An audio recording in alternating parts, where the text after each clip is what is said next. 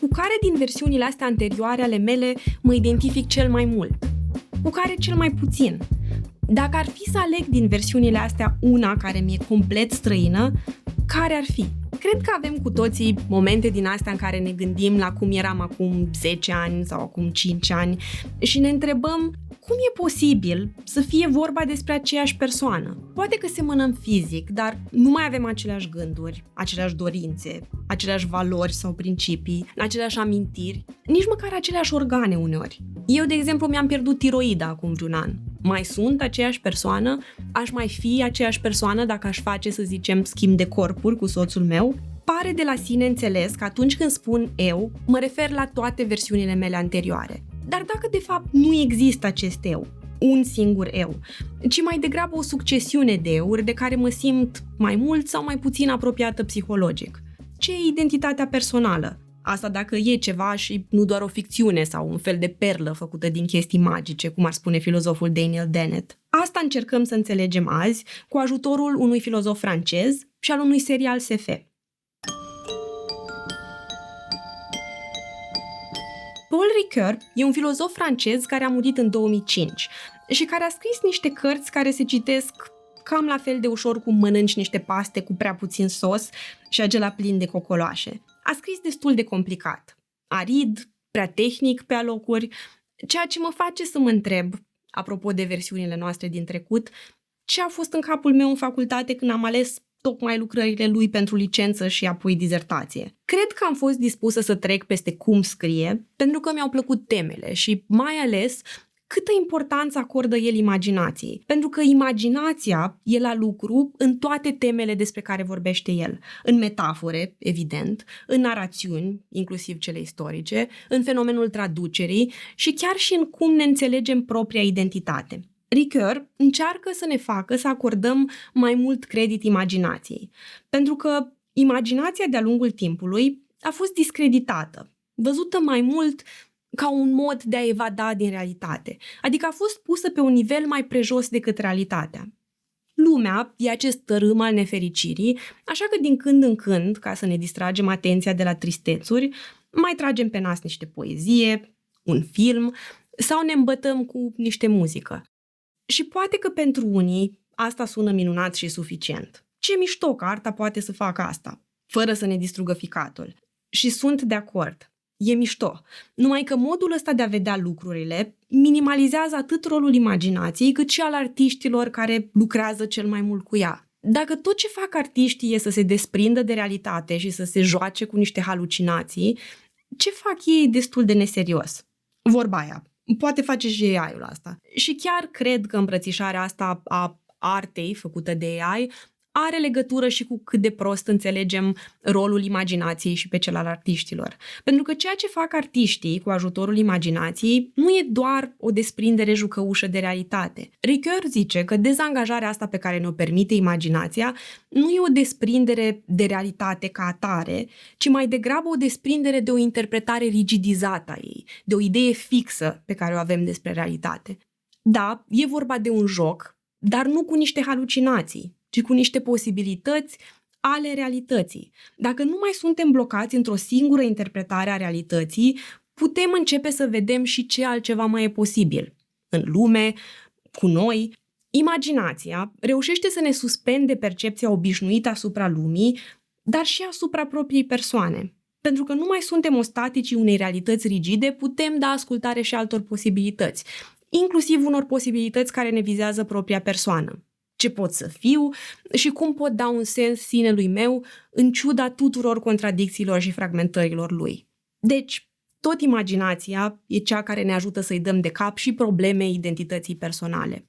În lucrarea asta, Ricoeur folosește 2 termeni în latină pentru a vorbi despre 2 tipuri de identitate personală, idem și ipse. Idem, după cum știm cu toții din oracolele pe care le completam în gimnaziu, ăștia care am prins oracole, înseamnă același. În cazul identității personale, a fi identic cu tine. Ipse înseamnă sine, în sensul de sine însuși. Poate vă mai amintiți de la orele de latină, ipse dixit. E un cuvânt care în limba română a dat însu și însa, pe care nu le recunoașteți, știu, pentru că sunt de fapt niște fosile lingvistice folosite doar în sintagme de genul întrânsu, din trânsa, ca în culegerea asta de proverbe din 1895. Azi mai folosim pentru a sublinia ideea asta de sine însuși cuvântul chiar. S-a apucat chiar Alexandra să explice treaba asta cu identitatea narrativă la Paul Ricoeur. Dar de ce avem nevoie și de ipse? Poate vă întrebați. De ce aduce Ricoeur ipseitatea în discuție? De ce nu e suficient idemul pentru a vorbi despre identitate personală? Cum de sunt aceeași persoană care eram acum 5 ani? Până la urmă, mai toată discuția filozofică lungă și lălăită despre identitate personală a fost despre idem, adică despre aspectele calitative și cantitative ale identității personale. Iar asta pentru că preocuparea filozofilor de-a lungul timpului a fost mai degrabă pentru conceptul abstract de identitate decât pentru identitatea personală. Asta explică și de ce avem atât de multe discuții despre obiecte, nu oameni. De exemplu, faimosul paradox al lui Tezeu, reluat și modificat la un moment dat și de Thomas Hobbes. În varianta originală, relatată de Plutar, Tezeu, un personaj din mitologia greacă, cunoscut mai ales pentru faptul că l-a ucis pe Minotaur, se întoarce din Creta cu o navă, ale cărei piese au fost integral înlocuite. Pe măsură ce nava înainta pe mare, se mai strica câte ceva și înlocuiau. Mai putrezeau o scândură și puneau alta nouă în loc. Astfel încât, la întoarcere, nici măcar o singură scândură din acea navă nu mai era cea de la început.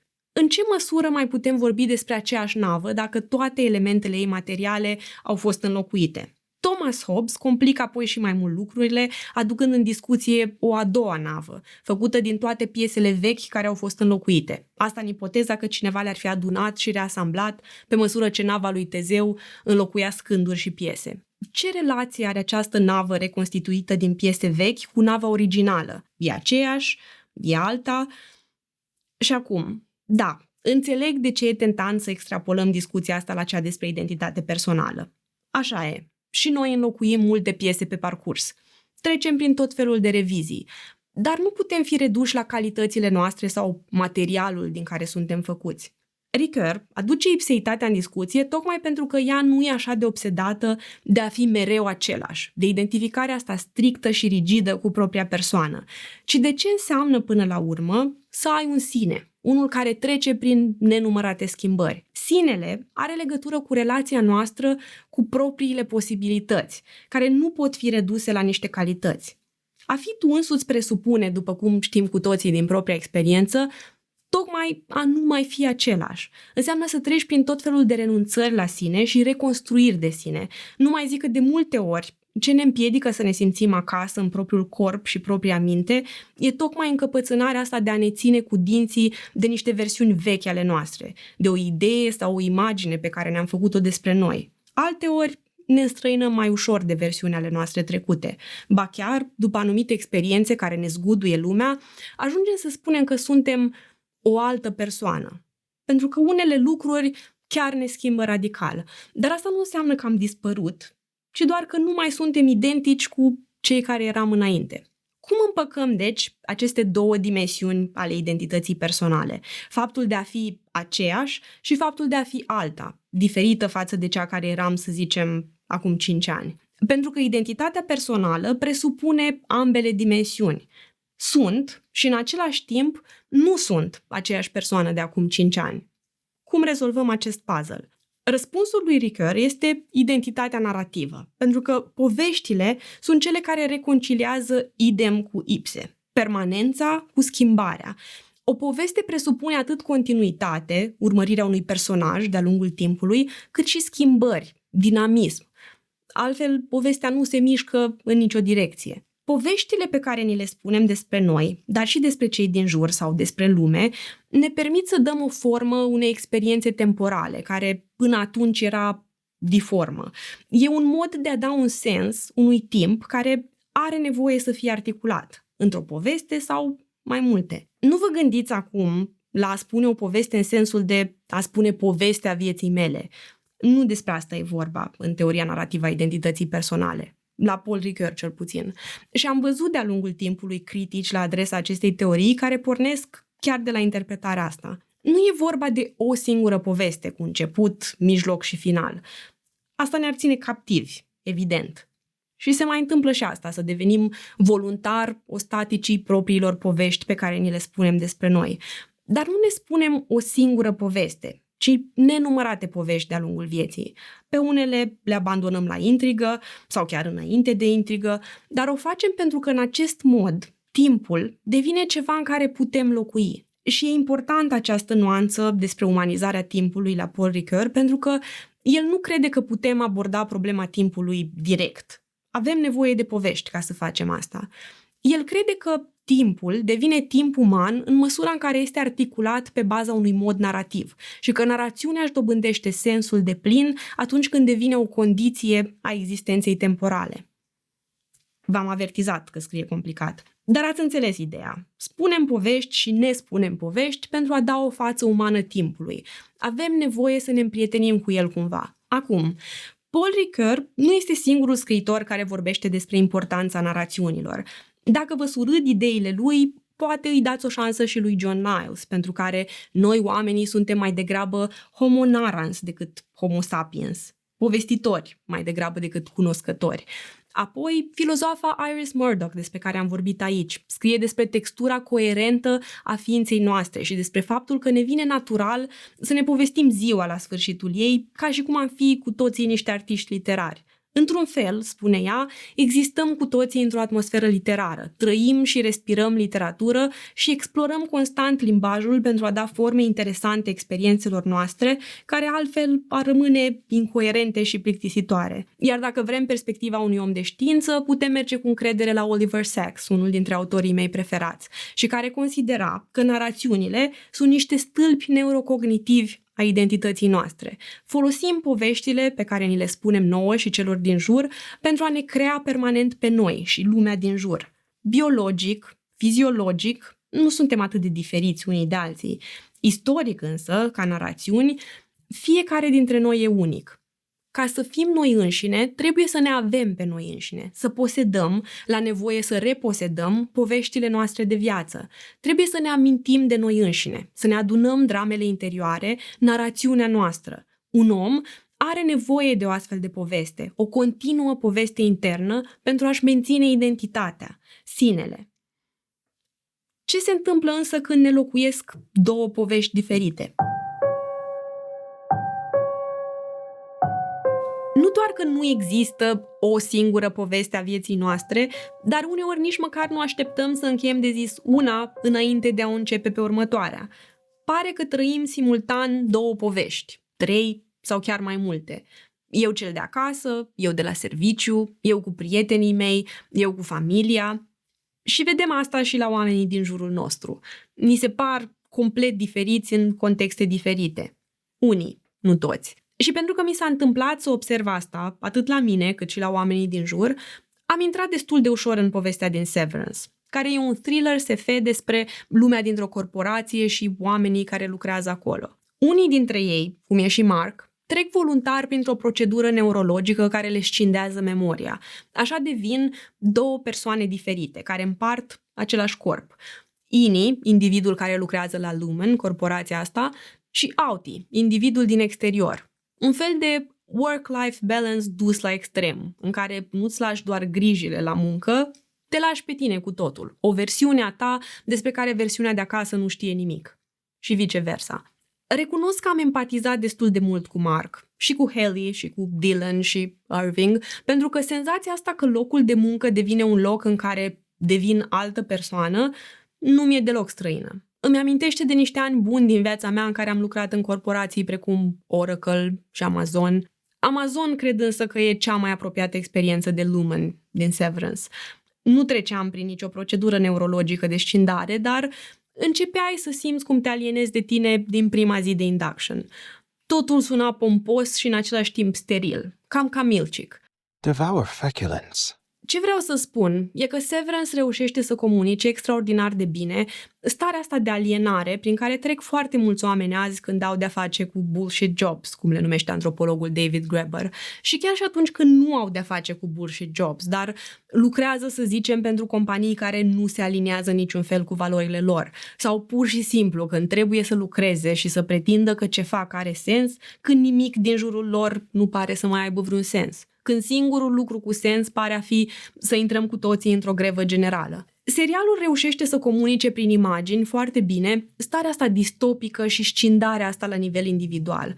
Adică și dacă ai pune filmul pe mute, ai reușit să înțelegi destul de bine starea asta. Ceva ce foarte puține filme reușesc să facă. Un astfel de film, mai vechi de data asta și care chiar a inspirat Severance, este Playtime, un film din 1967.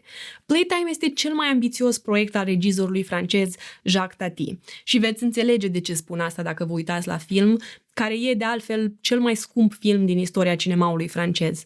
E absolut șocant ce loc de joacă la propriu, reușește să creeze acest film pentru imaginație, pentru o viziune futuristă și totodată absurd consumeristă a Parisului. Și apropo, știm că e vorba de Paris doar pentru că din când în când mai vedem reflexii ale lui în geamurile incredibil de curate ale clădirilor de birouri. Nu vreau să știu câte geamuri s-au spălat pentru decorul acestui film. Atmosfera din Playtime însă e mai degrabă de farsă decât de distopie, cum e în Severance. Directoarea de imagine, Jessica Le Gagné, nu s-a inspirat însă pentru stilul vizual din Severance doar din Playtime. Un alt rol important l-a jucat și un album al fotografului Lars Thunbjörk, numit chiar Office. Lars Thunbjörk și-a petrecut anii 90 fotografiind tot felul de birouri din Stockholm, Tokyo și New York.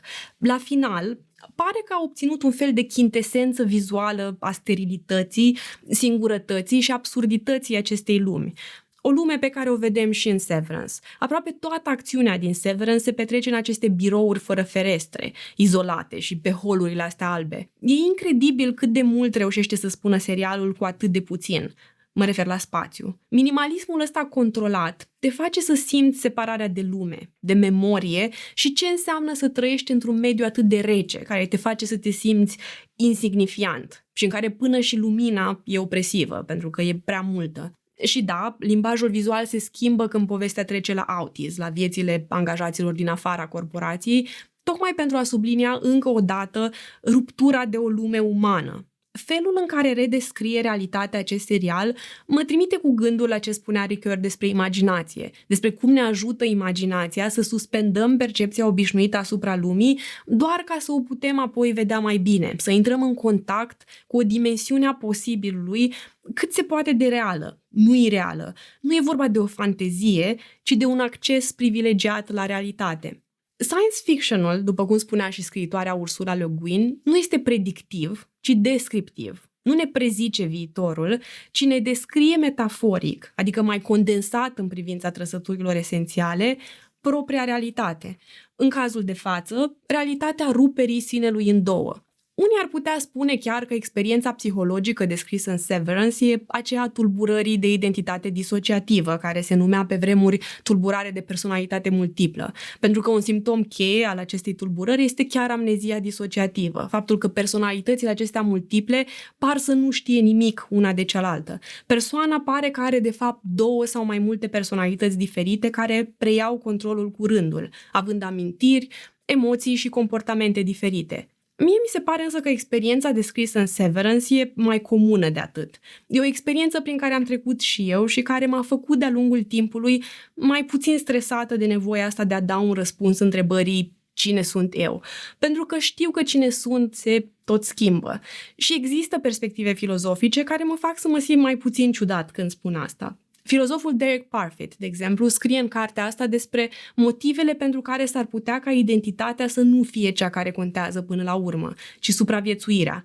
Ce anume din noi supraviețuiește de-a lungul timpului și în ce măsură? Pentru că identitatea personală e mai mult o chestiune de grad, în ce măsură mă simt sau nu conectată psihologic de o versiune a mea, decât de a fi sau a nu fi eu cu E mare. Apoi, mai e și filozoful Daniel Dennett, care crede că obsesia asta cu identitatea strictă și convingerea asta că ar trebui să existe un răspuns la întrebarea cine sunt, reprezintă niște resturi ale absolutismului metafizic. Ideea asta că ar trebui să existe acolo în noi un fel de esența noastră, o perlă a sinelui. Și înțeleg de ce simțim nevoia asta de a face să fie totul coerent în jurul unui singur punct care e sinele, pentru că avem de-a face cu o persoană complicată, haotică, plină de contradicții. Bine, cu mai multe, dar ați înțeles la ce mă refer. La propria persoană, care ne dă cu virgulă de foarte multe ori. Nu știm ce vrem, dacă vrem cu adevărat ce vrem, încotro ne ducem, nici măcar de unde venim. Dar asta nu înseamnă că nu putem să facem din când în când lucrurile un pic mai clare sau mai coerente. În viziunea lui Daniel Dennett nu există această perla a sinelui, această entitate singulară a identității personale, ci mai degrabă un centru de greutate narrativă care ne ajută să facem lucrurile mai coerente, mai puțin haotice.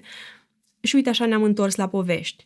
Într-un fel, am putea spune că a fi sau a nu fi nu e întrebarea. Sau poate că e întrebarea, dar nu avem cum să-i dăm un răspuns răspicat.